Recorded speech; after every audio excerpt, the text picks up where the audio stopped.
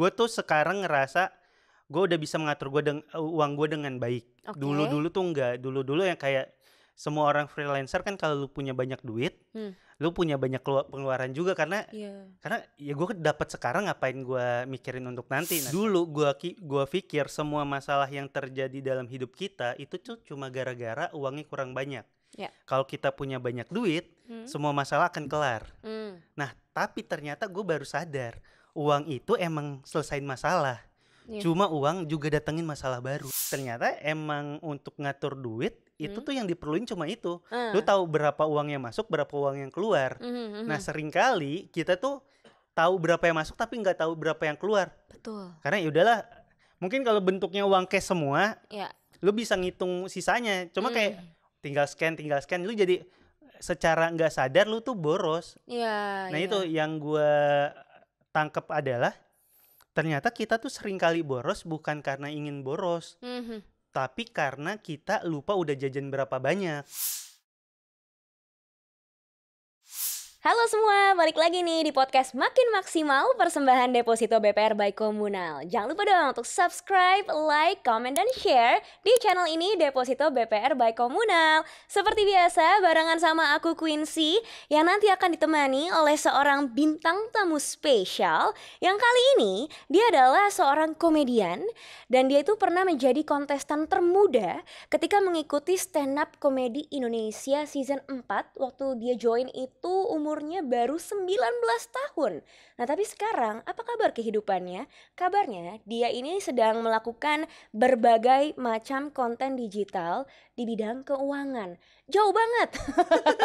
Nanti kita akan gali lebih dalam soal itu ya. Tapi sedikit banyak tentang bintang tamu kita ini. Selain berkomedi, selain berkonten di digital, beliau juga bermain di film maupun series yang jumlahnya udah lumayan banyak banget nih. Jumlahnya puluhan lah pastinya ya. Nah, kita bakal ngobrol-ngobrol sekarang saat ini juga. Ini dia, Yuda Keling. Sumpah lo, gue seneng banget dengan cara lu ngomong. Gue dari tadi nikmatin banget gue. Ya nggak sia-sia dulu gue penyiar ya. Ini sesuatu yang nggak gue bisa lakuin nih. Gue ngomong dikit aja tadi langsung belibet kan. Tapi mimpi gue ada yang udah lo capai. Apa? Main di berbagai macam film. Oke. Gue baru main 2 film itu juga masing-masing 30 detik lah. Nah, gue tuh berbagai macam film 10 detik. Gue aja sebenarnya secara jumlah mungkin detik kita sama. Iya juga ya. Iya. Gue cuma dipecahnya lebih banyak aja. Waduh. Oke, pertanyaan pertama Yud. Dari dulunya gue kenal lo sebagai komedian, belum ada tuh ya lu terpapar virus-virus keuangan gitu. Belum ada ya. Kenapa tiba-tiba pivotnya ke bidang itu? Karena di stand up gak sukses-sukses amat. Gue sudah tahu lagi jawabannya. Jadi enggak sih, gue tuh anaknya FOMO-an banget. Jadi pas keuangan ini kan naik tahun 2020 waktu COVID kan. Iya. Nah, COVID kan kita ngapain sih? Pasti main handphone. Karena stand up comedian itu salah satu pekerjaan yang paling terdampak COVID. Dia tuh nggak bisa ada acara, nggak boleh ada acara. Jadi gue tuh nggak ada stand up sama sekali waktu COVID. Terus sering ngeliatin konten sosmed. Entah kenapa yang muncul di FYP TikTok gue itu tuh konten-konten keuangan. Dan karena gue anaknya FOMO kayak bisa nih kaya dari konten keuangan nih. Bisa nih kaya dari beli saham. Akhirnya gue langsung ikutan beli lah. Beli saham padahal gue nggak ngerti sama sekali. Karena beneran bisa kaya nih kayaknya. Ternyata waktu masuk ternyata enggak juga ya. Susah ternyata gitu. Cuma karena waktu itu pas gue masuk emang kondisinya emang lagi bagus lah. Harganya semuanya lagi turun. Jadi kayaknya terdiskon sampai 60% lah harga-harga sahamnya. Dia emang waktu gue beli tuh bisa langsung untung. Cuma waktu kondisinya udah membaik, gue kan nggak ada ilmunya. Gue belinya dulu ngasal. Pas kondisinya udah membaik, beli ngasal gue lagi tuh nggak lagi menghasilkan keuntungan, malah jadi kerugian. Nah pas rugi gue lihat lah, ini konten di sosmed semua orang yang beli saham, yang semua orang yang berinvestasi langsung bisa beli McLaren nih. Kayak McLaren lu warna apa bos? Kok pas gue ikutan malah dari mobil jadinya motor nih. malah mengalami penurunan kendaraan nih. Akhirnya gue kontenin lah waktu gue Oke. rugi-rugi itu. Ternyata saat itu belum ada orang yang ngomongin kerugian dia dalam berinvestasi. Oke. Dan gue ngomongin itu dan lumayan diterima sama banyak orang. Akhirnya Oke. gue lanjutin aja lah. Oke. Berarti berawal dari lo membicarakan kerugian Kerugian. berinvestasi. Heeh. Dari situ lo mulai mengenal banyak orang yang akhirnya memberi ilmu Betul. investasi berarti. Iya, jadi gue pas gue ngomongin rugi ternyata banyak orang baik ya. Sumpah, banyak kayak sini deh gue ajarin, sini gue Iya. ajarin. Akhirnya gue dapat banyak pelajaran dari banyak orang gitu. Ada yang ngasih pelajaran, ada yang ngasih informasi langsung. Yud belinya ini Yud, langsung untung nih Yud. Yang gue tungguin yang ini sih sebenarnya. Belajar sih susah lah ya. Kalau informasi kan cepet gitu. Iya bener. Akhirnya gue belajar dari banyak orang, terus juga diajakin sama Bursa Efek Indonesia. Ternyata mereka tuh setiap tahunnya bikin program namanya Influencer Inkubator. Oke. Nah, jadi orang-orang yang aktif bersosmed di mentoring sama mereka buat ngomongin keuangan. Nah, gue salah satu yang di mentoring gitu. Oke. Terus dari sana ya akhirnya mulai sedikit paham dibanding sebelumnya lah. Berarti yang awalnya kontennya merupakan keresahan lo dalam rugi gitu ya. Sekarang berarti arahnya sudah masih rugi 4 tahun. Emang waktu belajar kan orang macem-macem ya. Ada yang belajarnya cepet, ada yang belajarnya mandek, ada yang mungkin seumur hidup nih. Waduh. Tapi inkubator lumayan membantu kan? Lumayan membantu karena lewat inkubator, lewat dikenal ngomongin sosmed, akhirnya untungnya dari sosmed juga sih. Ya, tapi mulai membaik lah maksud gue. Dulu itu gue mungkin rugi, gue nggak ngerti kenapa ruginya karena gue belinya ngasal. Sekarang gue udah beli dengan sedikit pertimbangan. Oke, gue beli karena ini gitu, lebih nggak spekulatif lah. Oke. Dan pengetahuan lo itu lo share juga di konten-konten Betul. lo? Oh oke. Berarti buat yang baru mau memulai untuk berinvestasi gitu ya, boleh nih di follow Instagramnya Yuda. Benar, gue dijadikan contoh buruk aja lah.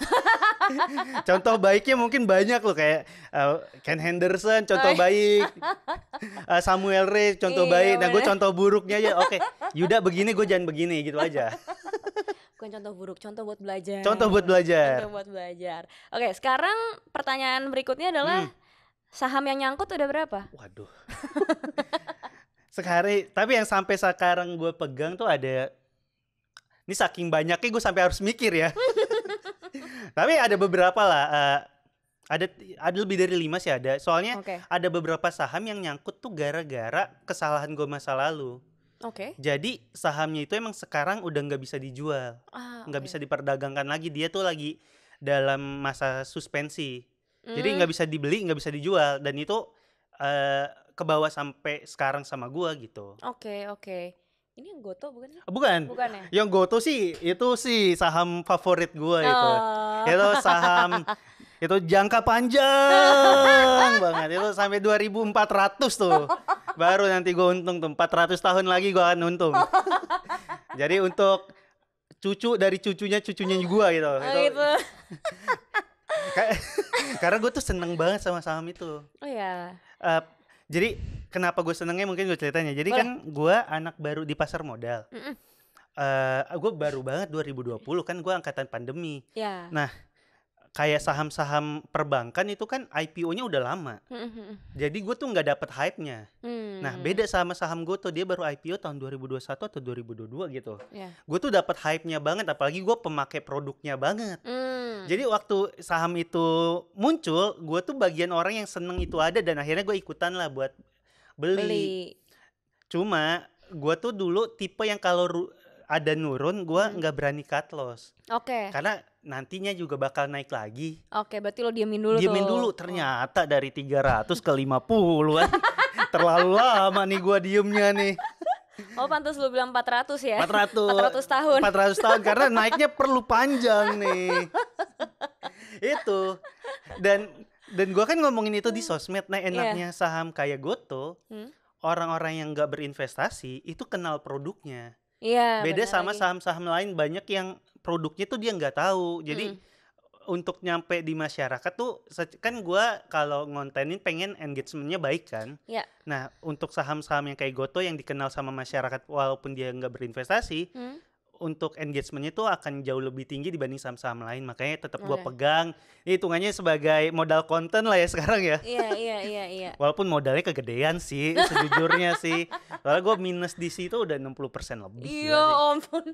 Ampun. Sampai muncrat tadi. Parah. Meja. Parah itu. Ya udah nanti kita obrolin lebih dalam ya soal Goto, tapi mungkin di balik kamera ini. Apalagi kemarin kan dia habis di demo kan, aduh makin turun lah gitu secara image tuh, aduh. Iya sih, udah sabar. Makanya ya. tunggu ada ojek terbang.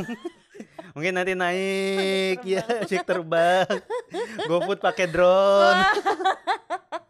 Nunggu inovasi yang nggak terpikirkan sama manusia sekarang lah. Oh iya, baru tuh naik tuh. Baru naik ya.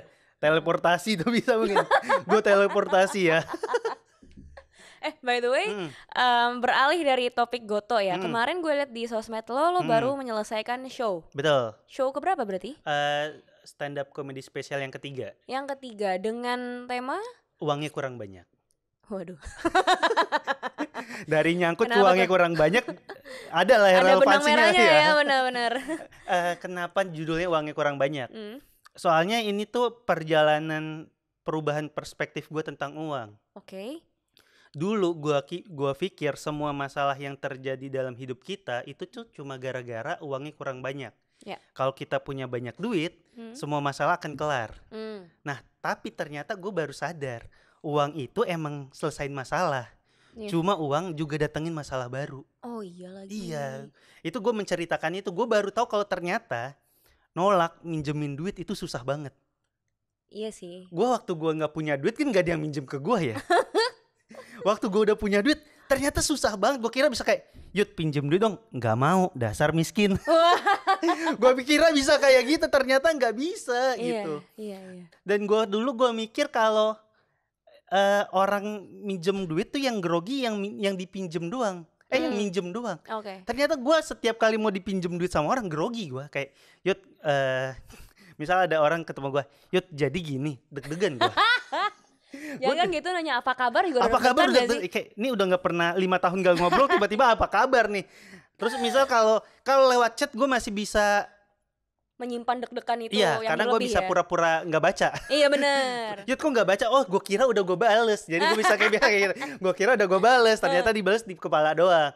Kalau yang ketemu langsung tuh waduh gue deg-degan banget. Gue sampai latihan dulu gue di rumah kayak sorry gue nggak bisa minjemin. Sebelum orangnya datang gue udah latihan itu tuh. Tapi lo pernah mengencounter momen itu berarti? Kayak pernah ketemu papasan? Oh iya, gue bahkan sumpah ya di handphone gue tuh ada notes template cara nolak pinjem duit. Demi Tuhan, demi Allah ada gue. Lu mau gue kirimin nggak? Mau dong. Penting banget loh, karena kalau lu nulis berulang kali, lu akan jadi inget kan? Jadinya kayak agak nggak tega. Tapi kalau lu copy paste template, jadi rasa nggak teganya tuh hilang. Sebuah metode baru guys. Tapi gini, gue bukan sejahat itu yang gak minjemin sama sekali. Pasti nanti jangan temenan sama Yuda. Lu belum pernah diminjemin duit sekali. Gue biasanya kalau orang-orang yang gue tahu secara kemampuan kayaknya dia akan berat untuk balikinnya deh. Itu gue ada template-nya tuh. Template yang endingnya kayak ya udah lu nggak usah minjem tapi gue kasih aja sekian gitu. Iya. Ada template kayak gitunya lah. Lu perlu lah, setiap orang perlu template kayak gitu. Perlu banget lagi. Perlu banget. Apalagi untuk yang bokap nyokapnya itu mengandalkan anaknya sebagai aset. Iya. Nah itu berat tuh. Iya kan. Apalagi udah kita menanggung orang tua, masa harus nanggung temen juga lagi ya. Iya kan, makanya. Paling kalau gue ya biasanya gue itu tergantung orangnya betul kata lo. Tapi kalau misalnya itu orang tua gue sendiri, gue pun kadang masih suka mikir, kenapa sih mesti minjem, kan kalian masih ada penghasilan gitu kan. Jadi biasanya yang gue lakukan adalah, sorry banget mah, aku adanya tuh segini, tapi nggak usah dibalikin nggak apa-apa gitu. Iya. Nah gue kalau ke orang tua belum bisa tuh karena papa dan mama gue sih nggak ada pemasukan, jadi emang harus. Jadi emang kan hitungannya sekarang kan lagi rame banget sandwich generation ya. Betul. Nah gue tuh Big Mac lah gue nih. Waduh. Banyak nih lapisan yang gue tanggungnya nih. Iya, lu Big Mac ya. Oh yang ini juga loh, banyak juga nih. Iya, kalau misalnya memang sandwich generation Itu mau mungkin nggak itu mau kan ya. nggak bisa diaplikasiin sih yang Iya. gue bilang tadi ya. Iya. Oke, tentang show lu lagi nih, Mm. uangnya kurang banyak. Iya. Itu berarti lu menaruh ilmu-ilmu tentang keuangan lo dan dibalut dengan komedi atau gimana? Jadi kan gue udah 3 kali bikin show. Nah, memang sekarang itu setiap kali gue bikin show stand up itu tuh bahasanya tentang pasar modal. Oke. Jadi misal yang pertama tuh judulnya Dijegal Semesta, dia tuh ngomongin soal kesialan-kesialan yang gue hadapi dalam hidup dan dalam berinvestasi. Oke. Fokusnya di sana, itu fokus ngomongin soal perkenalan gue di dunia pasar modal. Nah, yang kedua tuh judulnya Tulang Punggung. Nah, itu mungkin secara bahasan lebih berat dibanding yang sebelumnya karena gue ngomongin soal gue tuh nggak sepakat sama peraturan IPO di Bursa Efek Indonesia. Itu gue jadiin jokes. Oke. Nah, kalau yang kemarin sih sedikit lebih ringan soalnya ngomongin soal itu soal uang gitu, nggak terlalu teknis kayak yang kedua sebelumnya gitu. Kayak yang Tulang Punggung. Tulang Punggung yang kedua. Karena itu gue ngomongin soal gue nggak sepakat soal LPDP. Wah. Gue anti LPDP, asik. Apalagi kalau yang end up-nya nggak jadi. Apalagi yang pas pulang ke Indonesia cuma jadi selebgram ya. Ngiklanin Scarlett Whitening ya. Bonge juga bisa guys. Nggak usah kuliah di luar negeri guys. Itu gue banyak karena mungkin kalau kita baru tahu sesuatu kan soto ya. Nah yang kedua tuh gue banyak sotonya lah. Gue ngomongin soal itu tuh. Gue nggak sepakat peraturan IPO di Bursa Efek. Gue nggak sepakat sama perpajakan yang akhirnya end up-nya ke LPDP. Gue nggak sepakat sama banyak hal lah. Sama menceritakan gue sebagai tulang punggung keluarga juga. Oke. Kalau misalnya ada kesempatan untuk memperbaiki show Tulang Punggung itu, lo akan melakukannya atau tidak? Gue akan lebih banyak mungkin ya ngomongin LPDP-nya karena waktu gue jadiin klip viral nih. Iya ya. Iya ya. Dan ternyata banyak yang setuju karena kan dulu gue bikin apa gue takut gak ya gue ngomongin ini ya, ternyata waktu di upload loh banyak yang sepakat ya gitu. Oke. Nah, lo itu gue taunya dulu lo sering bikin konten soal Depok. Betul. Dimana lo memang tinggal dan besar di situ gitu ya. Gue tokoh masyarakat Depok. Self proclaim. Bangga banget, gokil gue. Gue kan ada tuh yang kayak ngomong masuk trotoar jadi sesuatu. Gua di Depok semua trotoar udah gue masukin masih gini-gini aja. Emang trotoar Jakarta harus yang dimasukin ya. Gorong-gorong Jakarta ternyata. Nah kalau misalnya disuruh milih Yud, fokus di konten perdepokan ini atau di keuangan? Kalau disuruh milih? Kalau sekarang gue suruh milih sih gue akan milih keuangan. Oke. Karena industri keuangan tuh namanya industri keuangan. Banyak uangnya. Iya sih, benar sih. Jadi secara kerjasama yang muncul ke gue jauh lebih banyak. Dan gue menemukan perbedaan gue di antara stand up komedian yang lain. Soalnya nggak banyak stand up komedian yang ngomongin soal keuangan. Iya betul. Ada misal Bang Radit, cuma kan dia pinter. Gue kan dari sisi bodohnya nih. Awalnya dari rugi kan? Iya dari rugi. Jadi secara branding itu jauh lebih bagus untuk gue. Nah waktu ngomongin soal Depok, emang gue dapat brandingan itu, cuma gak terlalu segmentasinya. Brand masuknya UMKM. Gue mau ambil duitnya juga nggak tega. Itu juga yang Depok semua. Iya kayak bisa gak bang promoin dagangan saya? Ya Allah, gue masa udah ngambil dagangannya ngambil duitnya juga nih. Nggak tega. Jadi itu akan fokusnya terus fokusnya di keuangan. Karena waktu gue nampil stand up itu gue dapet penonton baru. Penonton-penonton yang mereka bahkan gak ngikutin stand up komedi. Karena 90% penonton gue tuh Chinese. Gokil, gue dipanggilnya gue sekarang Koko. Koko Yuda. Lucu banget. Jadi itu 90% orang yang memang literasi keuangannya sudah tinggi. Iya, jadi enaknya adalah jadi gue nggak perlu ngejelasin banyak hal karena secara referensi udah sama. Betul. Gue pengen nanya, yang bikin gue penasaran adalah lo kan tadi bilang lo ini angkatan COVID kan, untuk menyelami keuangan ini.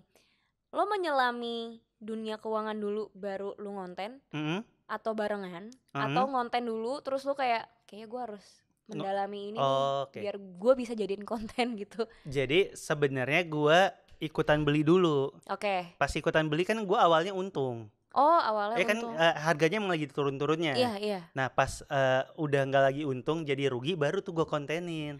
Karena Oke. gue berusaha mencari keuntungan dari kerugian ini. Iya. Kalau ini gue kontennya bagus, gue bisa dapat endorsement. Iya. Jadi gue tuh emang buat gue beli saham tuh win-win sih, nggak ada win dan loss gitu. Iya. Kalau untung gue bersyukur, kalau rugi ya gue jadi konten. Iya bener lagi.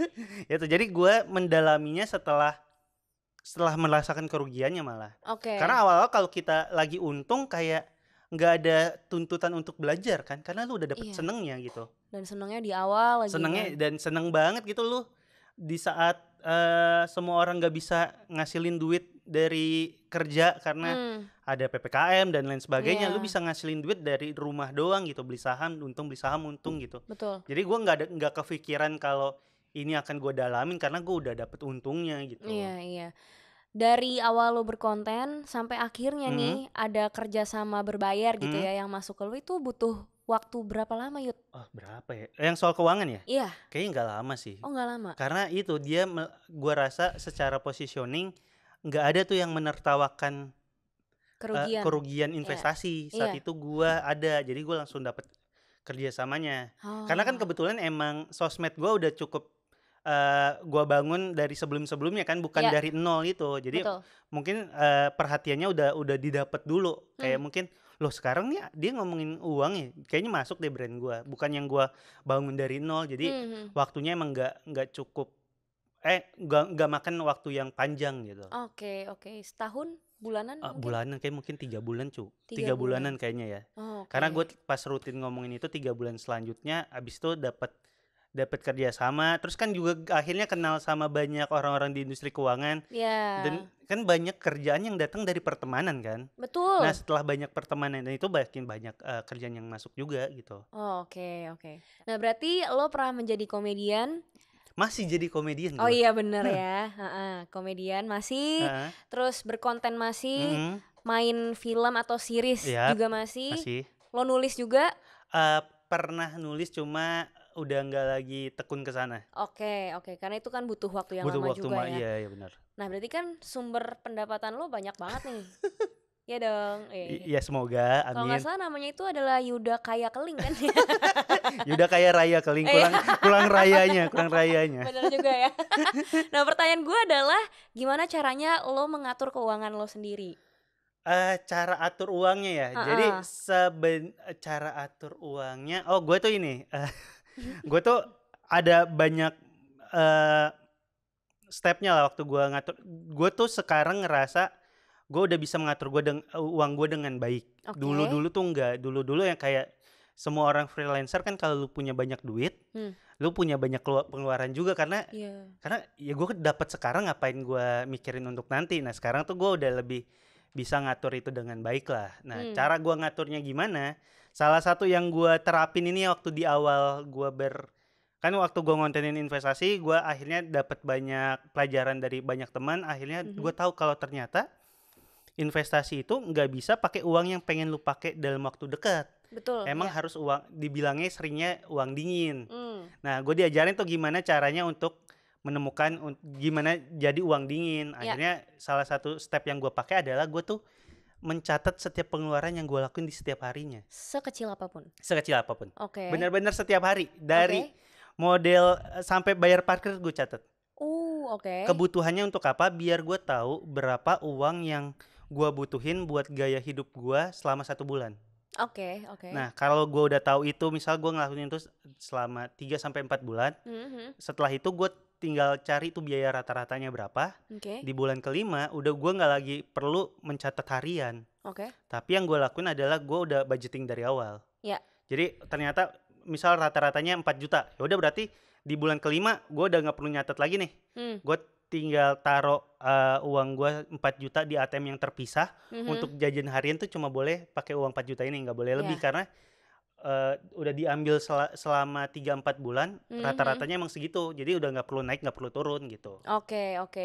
Jadi gue tanya, ini dia. Oh, ini ada. Ini dia. Oh, nice. Lo lihat nih, tanggal 7 September ini gue nyatet 2020. Oke. 7 September 2020 gue makan ayam asik. 29.000. Oke. Terus parkir di Trans TV 18.000, perjalanan 2.000. Nah, perjalanan tuh biasanya untuk putar balik atau apa. Oh, oke. Gue beneran nyatet.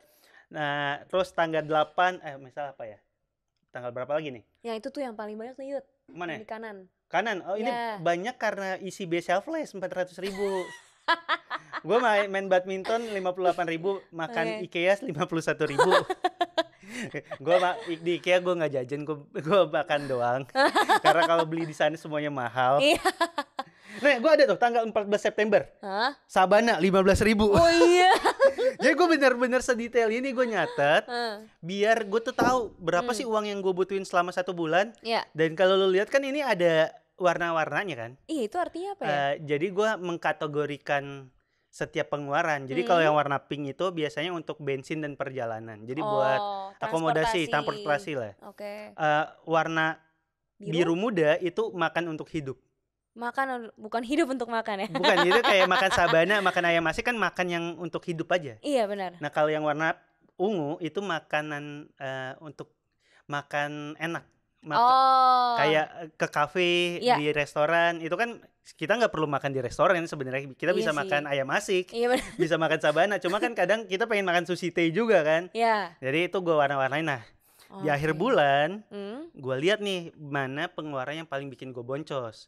Misalkan ternyata yang paling bikin gue boncos tuh warna ungu, yang makan untuk entertainment makan lah, yang makan enak itu. Ya udah, berarti gue tahu di bulan berikutnya fokus gue tuh kalau pengen nurunin pengeluaran, berarti gue tinggal ngurangin ke kafe atau ke mallnya. Mungkin biasa seminggu 3 kali jadi seminggu cuma 2 kali. Jadi gue tahu mana yang pos-pos yang harus gue kurangin dengan gue nyatet kayak gini. Karena yang gue rasa kalau gue pengen taat dalam bikin perencanaan keuangan. Gue pengen tahu berapa pengeluaran gue, tapi lu nggak ngelakuin pencatatan, jadinya malah tega ke diri sendiri.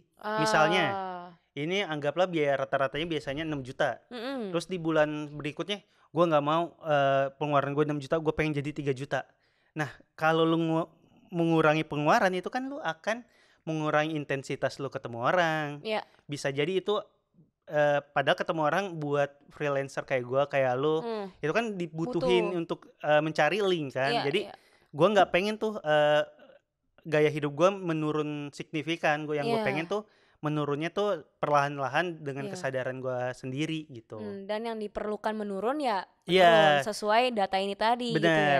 Dan pasti ada yang kayak kenapa nggak pakai aplikasi. Iya, baru gue mau nanya, lo cukup konvensional ya berarti ya di buku. Jadi gue tuh ada satu video di YouTube yang gue seneng banget, namanya aduh gue lupa lagi. Ada pokoknya cara orang Jepang menyimpan uang, namanya tekniknya ini teknik kakebo. Jadi dia tuh emang mencatat setiap hari, biar apa? Karena kalau yang ini yang gue rasain ya, kalau itu bentuknya digital, seringkali itu tuh nggak attract ke lu, nggak benar-benar berdampak ke lu. Kayak misal uang kita udah bentuknya jadi uang digital, kita lebih gampang buat ngeluarinnya kan. Betul. Kayak misal di dompet digital lo ada 200.000, ya udahlah gue pesen GoFood lah, gue pesen makanan lah. Seakan-akan 200 itu harus habis karena itu udah nggak bentuk, udah nggak berdampak ke kita, kayaknya udah ikatannya tuh udah jauh lah. Betul. Nah, dengan mencatat kayak gini, gue tuh tahu sadarnya tuh lebih ke alam bawah sadar gue lebih kenceng kayaknya. Karena gue nyatet ini biasanya sebelum tidur. Jadi gue nyatet ini besok pagi itu gue masih, ternyata gue kemarin jajannya udah banyak ya, udah hari ini gue kurangin deh. Tuh kayak gini, misal habis makan sushi teh gue pasti besoknya makan sabana. Perlu berimbang, kalau gue sushi teh lagi terlalu tinggi. Ungu semua. Iya. Biasanya tuh pasti ada kayak gitunya gue. Oke. Dan kan ada yang namanya gue lupa mulu sih. Kita tuh ternyata kalau ngeluarin duit perlu ngerasain dampak nggak bahagianya. Apa istilahnya nih? Itu istilah Aduh, psikologis atau? Ada istilahnya mungkin teman-teman. Mungkin teman-teman nanti tulis aja. Jadi kita tuh kalau spending uang, kita tuh perlu ngerasain dampak negatif dari spending itu. Oke, supaya tidak spending berlebihan gitu. Iya. Oke. Nah, dengan kayak gini, yang bank digital itu kan kita nggak dapat dampak negatifnya dong. Iya sih. Nah, dengan mencatat ini akhirnya jadi keganti lah. Oke. Kan kalau dua-duanya digital kita nggak dapat dampak negatifnya kalau gua ngerasa ya. Tapi kalau kan emang sekarang semua orang cashless lah. Kita nggak bisa lah. Lu bahkan bawa rupiah aja kadang udah nggak laku di sini. Udah jarang banget. Di beberapa tempat nggak nerima cash. Jadi emang kita jadinya cashless kan. Nah, dengan cashless itu kan kita jadi nggak ngerasain dampak negatif dari membayar sesuatu. Iya. Karena uangnya nggak benar-benar keluar dari dompet kita kayak sebelumnya. Betul. Nah, ini tuh sebagai penggantinya. Oke, lu nggak ngerasain waktu membayar itu, tapi lu ngerasain dampak negatifnya waktu lu nginget-ngingetnya. Gue tuh seneng itunya. Gue sadomasokis gue. Tadi apa nama metode ini? Kakebo. Kakebo ya. Ntar teman-teman yang mau menirukan metode kakebo boleh ntar di googling sendiri ya. Aja. Itu gue lupa. Pokoknya ada dampak negatif dari ngeluarin uang tuh namanya apa ya? Lupa gue ada ininya juga. Takut miskin mungkin. Itu takut miskin makanya itu kalimat paling bener ya. Gue takut miskin makanya gue ngelakuin pencatatan kayak gitu. Iya kan. Sebenarnya bukan miskin ya sih. Gue tuh lebih ke takut. Gue harus mikir besok mau makan apa. Itu dia. Iya. Benar. Dan gue tuh seneng semenjak gue ngelakuin ini. Kan ini kan gak bikin lu punya duit banyak kan maksudnya. Iya sih. Lu cuma jadi sadar pengeluaran kan. Betul. Nah, ternyata emang untuk ngatur duit itu tuh yang diperluin cuma itu. Lu tahu berapa uang yang masuk, berapa uang yang keluar. Nah, seringkali kita tuh tahu berapa yang masuk tapi nggak tahu berapa yang keluar. Betul. Karena ya udahlah, mungkin kalau bentuknya uang cash semua, lu bisa ngitung sisanya. Cuma kayak tinggal scan, lu jadi secara nggak sadar lu tuh boros. Iya. Nah, itu yang gue tangkep adalah ternyata kita tuh seringkali boros bukan karena ingin boros. Tapi karena kita lupa udah jajan berapa banyak. Okay. Nah, kalau kita tahu jajannya udah berapa, udah pasti gue yakin duit gue 6 juta, tapi gue udah jajan 4,5 nih. Gue rem deh, tapi seringkali 4,5-nya ini kita nggak tahu kan. Kita seringnya cuma menebak-nebak. Kayaknya duit gue masih banyak deh, gue jajan deh, gue banyak. Nah, padahal uang kan bentuknya pasti ya. Iya. Angkanya tuh angka yang nggak mungkin kalau 3 juta jadi 3,5, 3,6. 3 juta tuh akan tetap terus jadi 3 juta. Iya. Makanya kalau kita tahu pastinya uang itu bentuknya pasti, ya pengeluaran kita tahu juga dengan pasti juga gitu.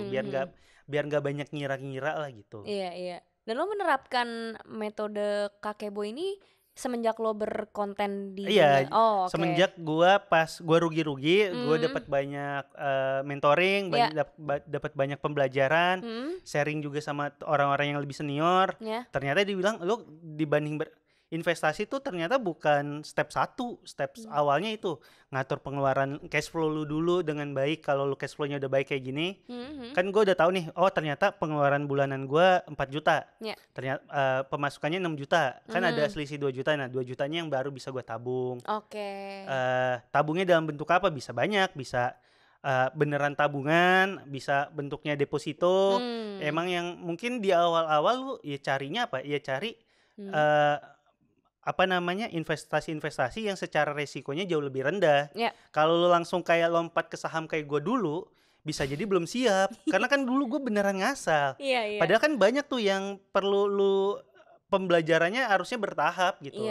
Mungkin dari nabung, habis itu dana darurat, dari dana darurat masukin ke deposito.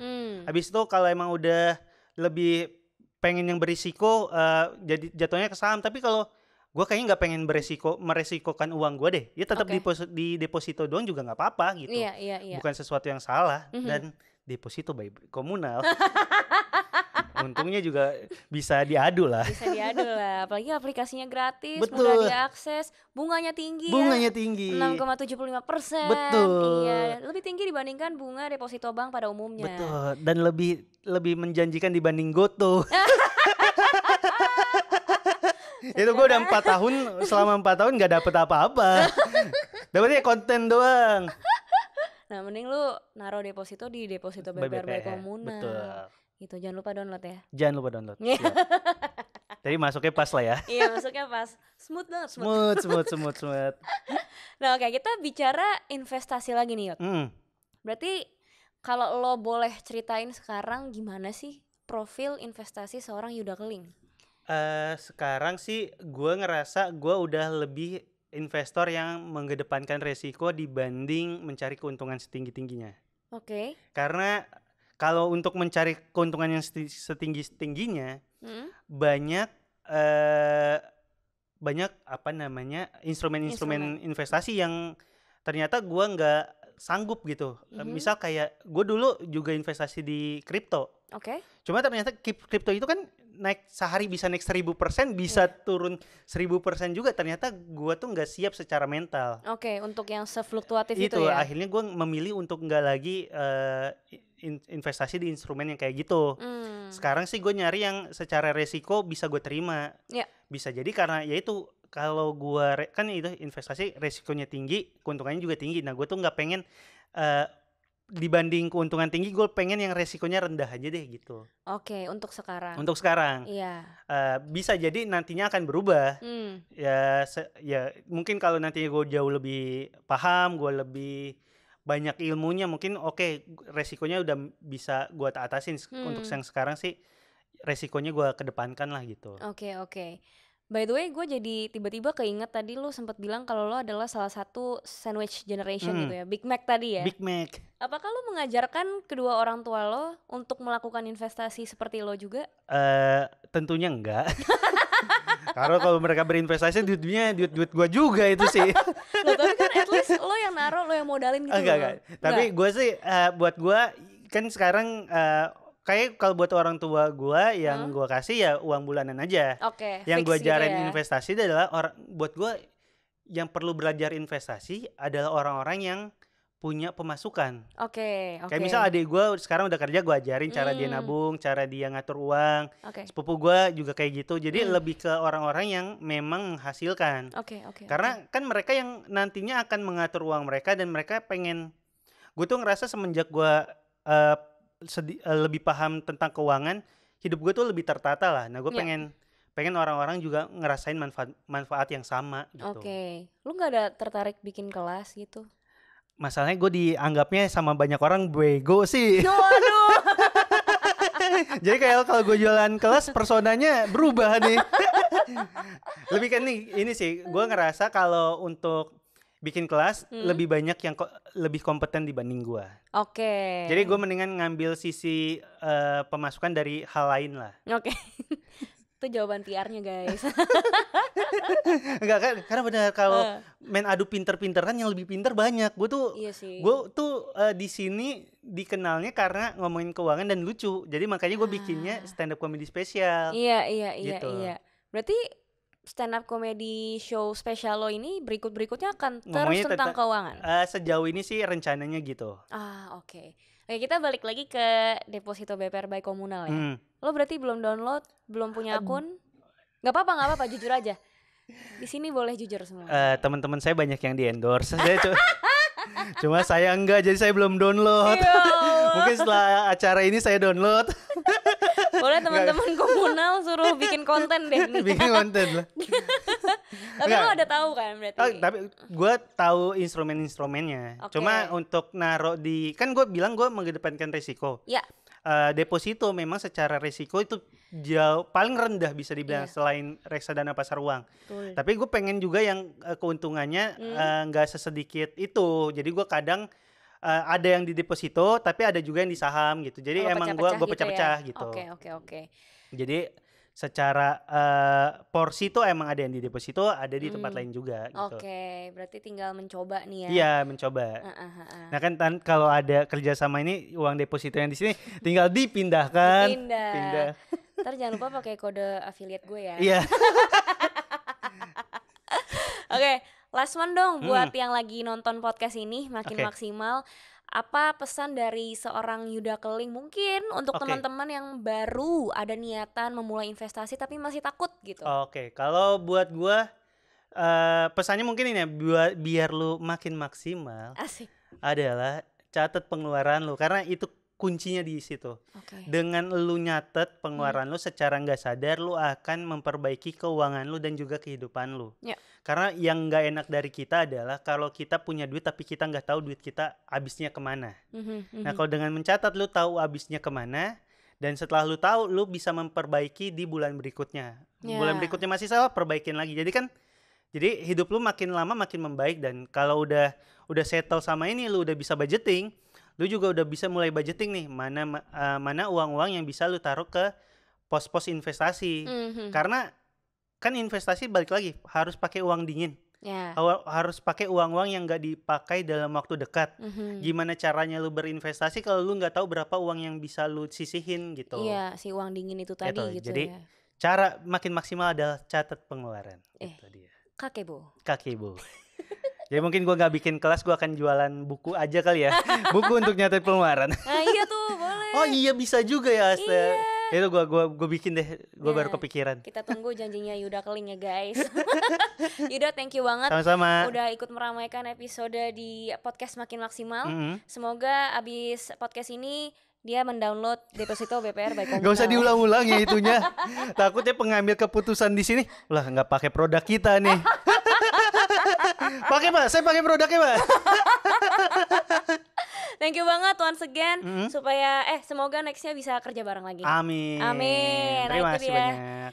Ini dia Yuda Keling, teman-teman yang sudah ikut meramaikan podcast Makin Maksimal persembahan Deposito BPR by Komunal. Kira-kira nextnya kita ngundang siapa lagi ya? Boleh dong kasih sarannya di kolom komentar. Dan jangan lupa juga untuk subscribe, like, dan komen channel ini Deposito BPR by Komunal. Dan juga follow social media kita di @depositobpr.id. Dan selain follow, download juga dong pastinya aplikasi Deposito BPR by Komunal yang sudah tersedia gratis di App Store maupun Google Play Store. Akhir kata aku Quincy, sampai bertemu di episode berikutnya podcast Makin Maksimal persembahan Deposito BPR by Komunal, simpanan rasa investasi. Bye-bye.